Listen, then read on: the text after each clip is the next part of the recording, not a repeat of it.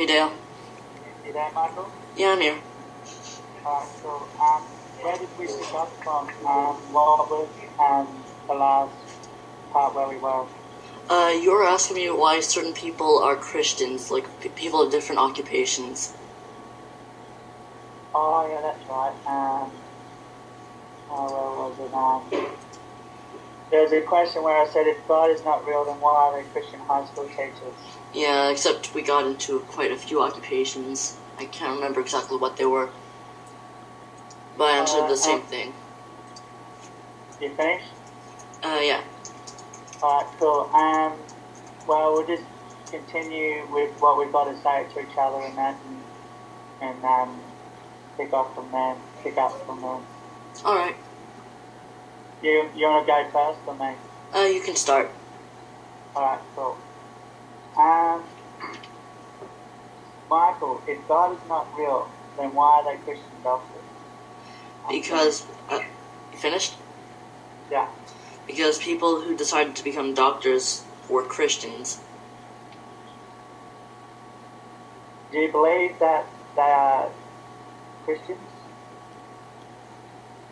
What? Do you believe they're Christians? Do I believe that Christians? Yeah, the doctors.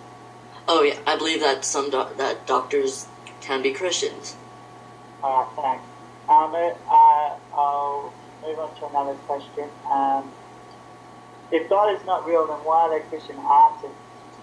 Because, well, for one, art doesn't necessarily have anything to do with Christianity. Therefore, someone who is an artist can be a Christian. You finished? Yeah.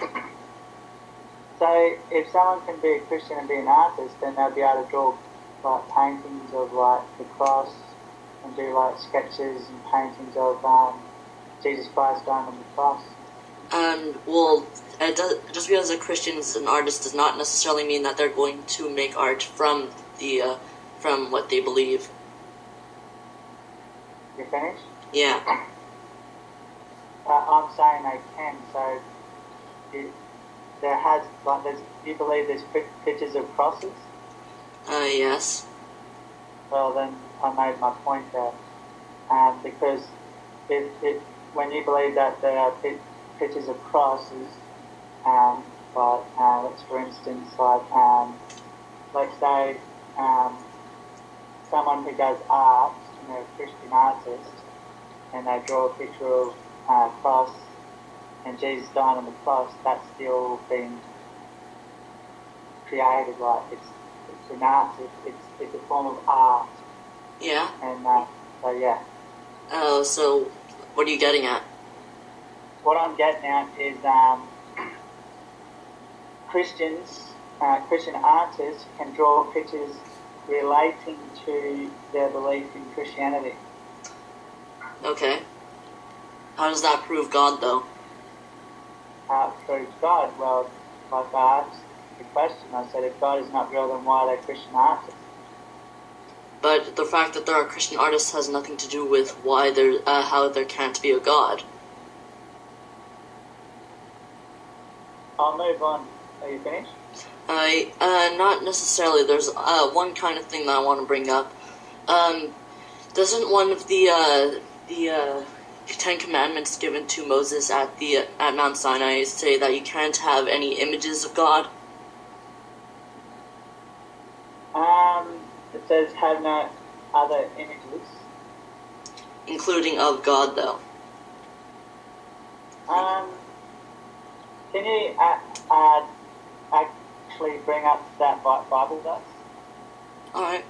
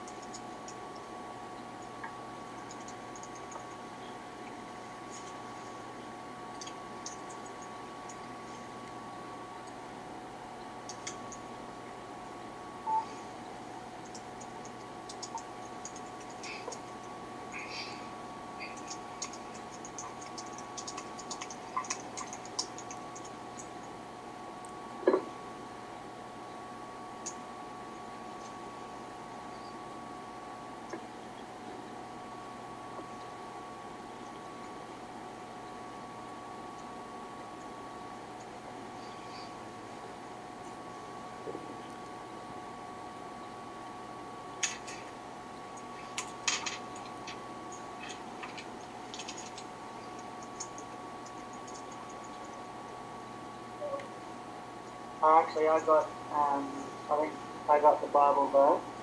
All right. It's in Exodus 20.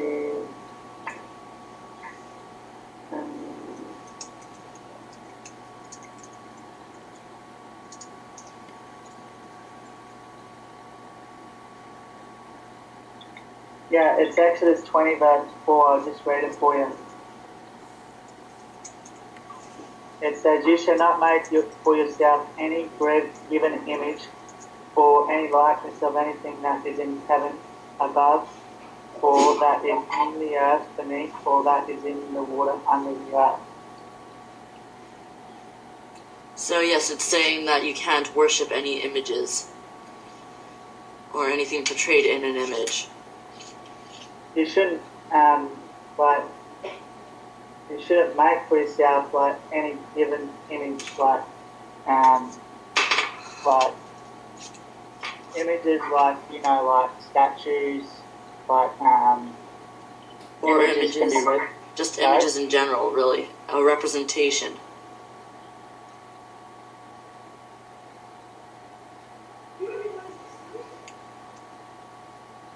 You there? Yeah. So what's your point you're trying to get across? And saying that, well, you know how many churches they have like stained glass renditions of Jesus. Well, that's directly a sin because you worship the thing that is portrayed in those images, and you use those images to worship. You finished? Yeah. Well, the thing is, how do you know that it's a sin, since you don't believe in God? I'm saying it's hypocrisy because what you believe is a sin, you're committing that sin, and you're not doing anything to stop that sin from happening. You finished? Yeah. But the one thing is that Jesus Christ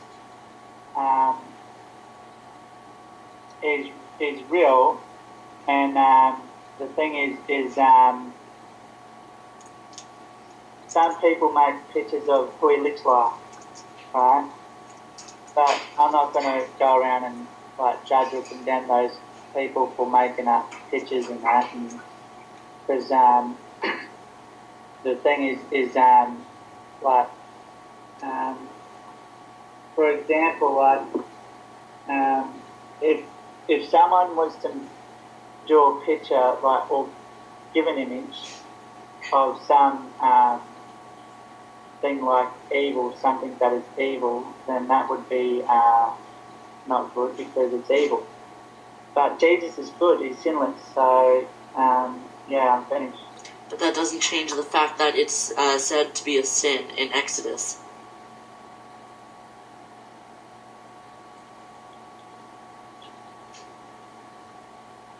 So you think it's a sin? According to Christian doctrine, yes.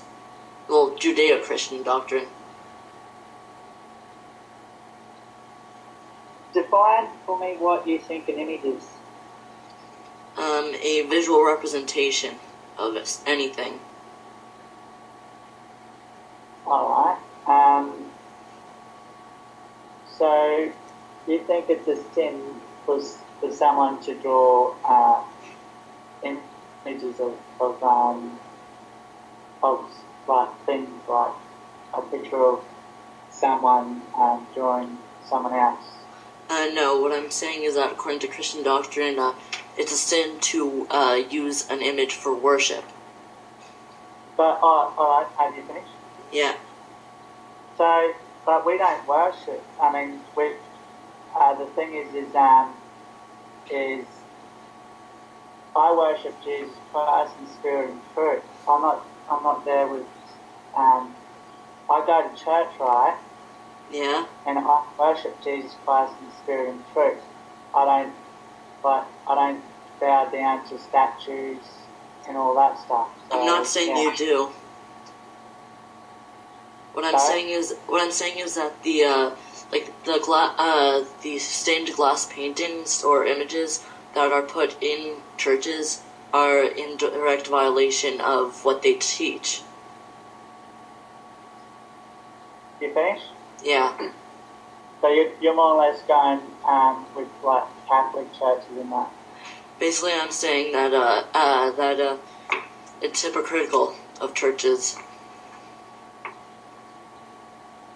And how do you know that? Because if you contradict what you teach, that's hypocrisy. You finished? Yes. I'll move on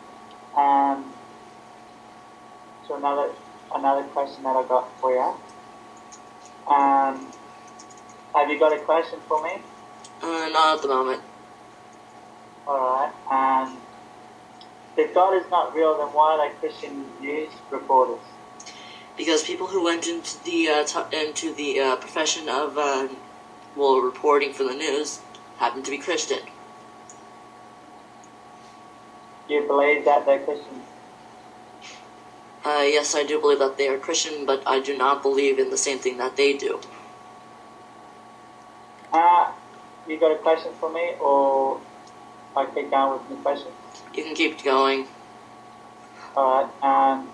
If God is not real, then why are there Christian movie actors like Chuck Norris and Kirk Cameron?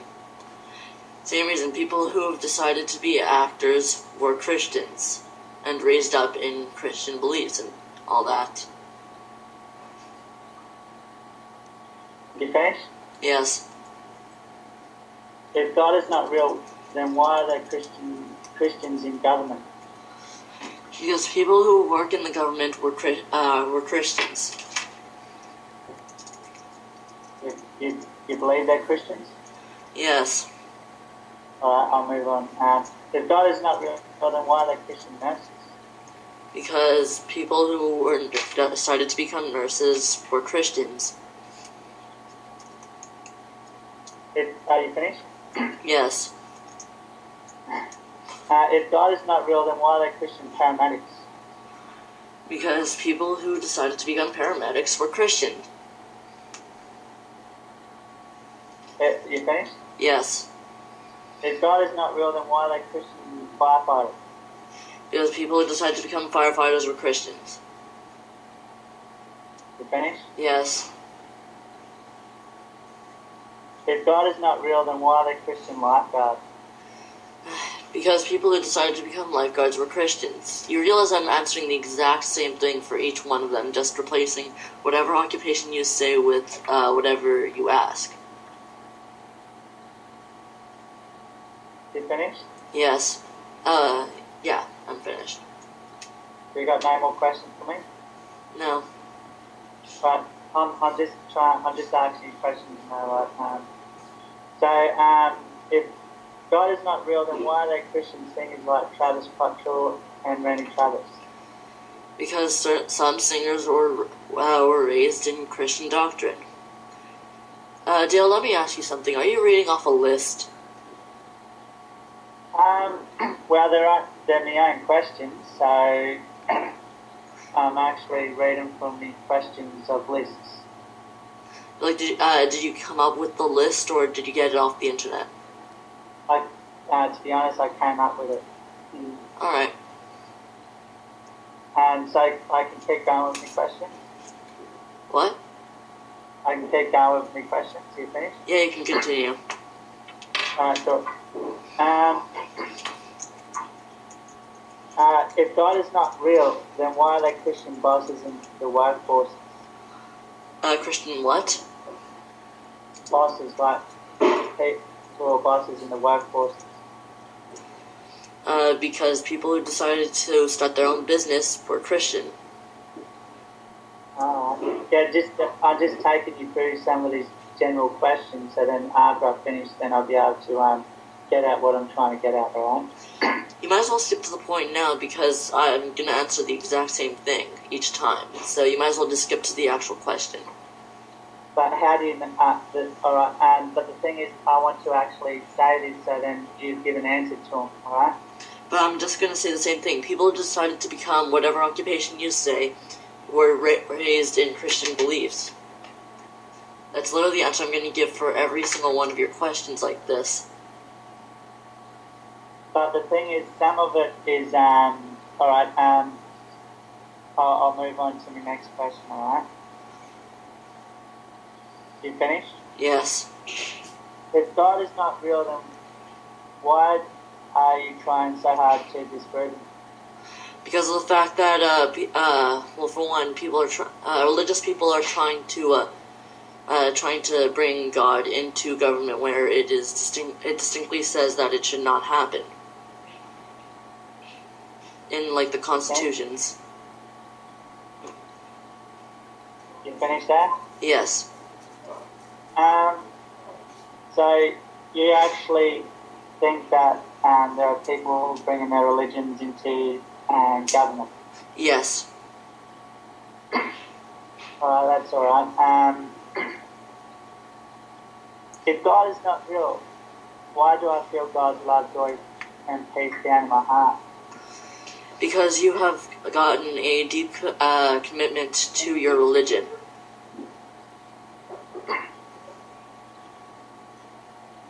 So you got any questions for me, or you? No, but I just want to point out that you still haven't fulfilled your burden of proof. Burden of proof. The thing is, I've actually shown you. I've actually was talking to you about how what Jesus said. There shall be wars, earthquakes, and famines. Yes, but as I said last time, those things are pretty much guaranteed to happen. Like, no matter the conditions, there will always be earthquakes, there will always be famine, there will always be war. But the thing is,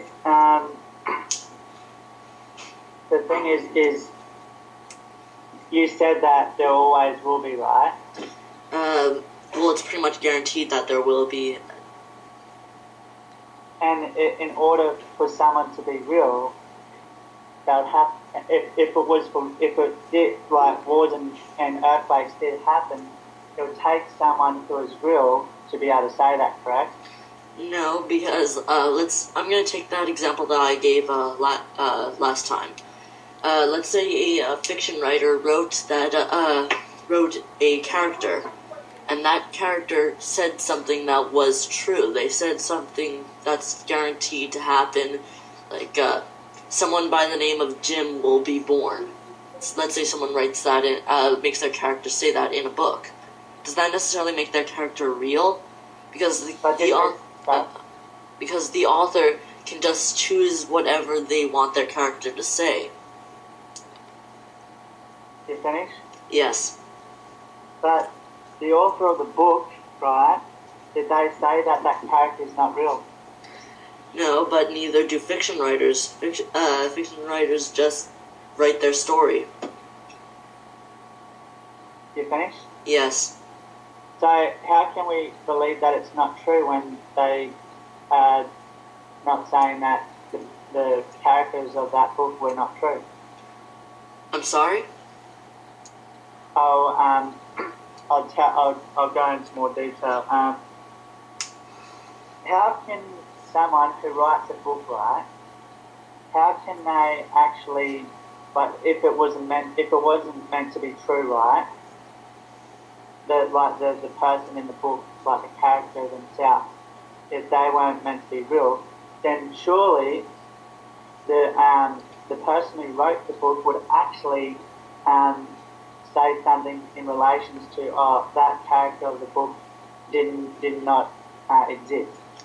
And that is done pretty much in the Bible, where the Bible contradicts itself. You finished? Yes. But Michael, the eyewitnesses who wrote about Jesus, they never said Jesus was not real. And they never said that. But I'm going back to my novel writer example. The other characters in that novel wouldn't say that that character didn't exist either, because it's a story. They aren't gonna do what's called break the fourth wall in a novel. They don't do that.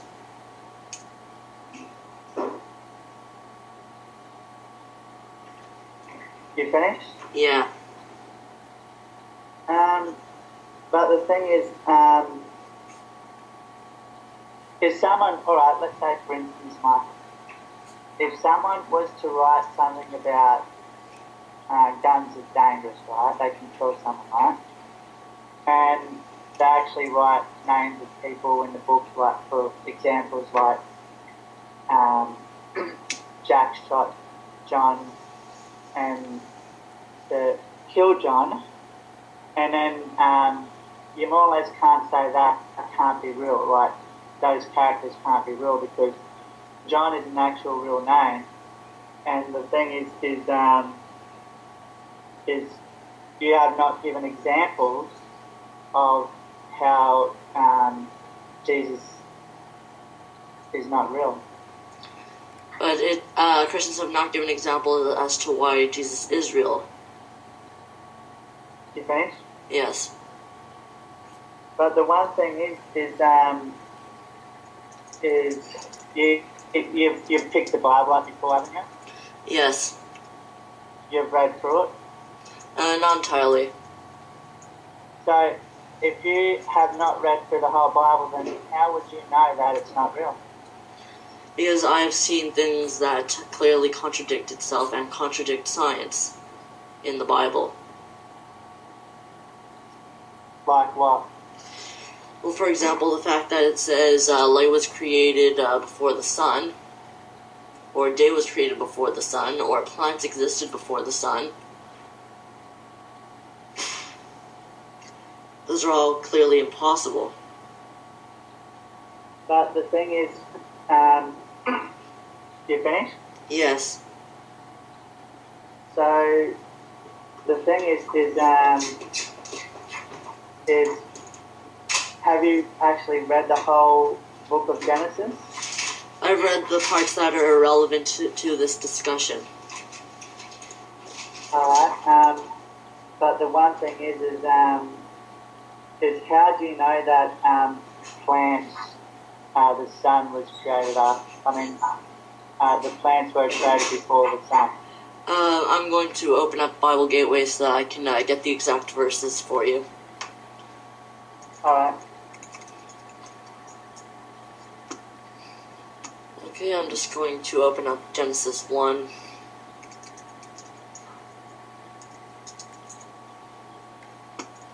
Okay, so I'm going to skip over to the third day. Okay. Let's just find it. Okay. So, and God said, "Let the water under the sky be gathered to one place, and let the dry ground appear." And it was so. God called the dry ground land, and gathered waters he called seas. And God saw that it was good. Then God said, "Let the land produce vegetation, seed-bearing plants and trees on the land that bear fruit with seed within it, according to their various kinds." And it was so. The land produced vegetation, plants bearing seeds according to their kinds, and trees bearing fruit with seeds in it according to their kinds. And God saw that it was good, and there was evening, and there was morning, the third day. And God said, "Let there be lights in the vaults of the sky to prepare the day from the night, and let them serve as signs to mark sacred times, and days and years. And let them be lights in the vaults of the sky to give light on the earth." And it was so. God made two great lights, the greater light to govern the day, and the lesser light to govern the night. He also made the stars. God set them in the vaults of the sky to give light to the earth, to govern the day and the night, and to separate light from darkness. And God saw that it was good, and there was evening, and there was morning, the fourth day. So through this we can see that it says vegetation was created on the third day, while the sun and moon were created on the fourth day. You finished, Michael? Yes. I just want to take you to Genesis 1 verse 3. Alright, Genesis 1 verse 3 says, "And God said, let there be light, and there was light." So the thing is light was actually before God created the plant. But what I'm saying is that's not possible. How could that be when in Genesis 1 verse 3, I'll read that verse again for you. You don't need to repeat it, I heard it already and I've got it right in front of me. Alright, so you agree that God said let there be light? No, I agree that it was written in the Bible that happened, but we still haven't seen that the Bible is true. So the one thing is how do you know that the Bible is not true? Because the Bible contradicts science and everything that we know to be true. But the thing is, can you give any references to what science has said about the Bible? Well, for example, light can't exist if there's no light source. And the only light source would be the sun, but apparently light existed before the source. I just want to take you to Genesis chapter 1, verse 1, alright? In the beginning, God created the heaven and the earth. Okay. So basically, God created the heaven and the earth, so He actually created that first.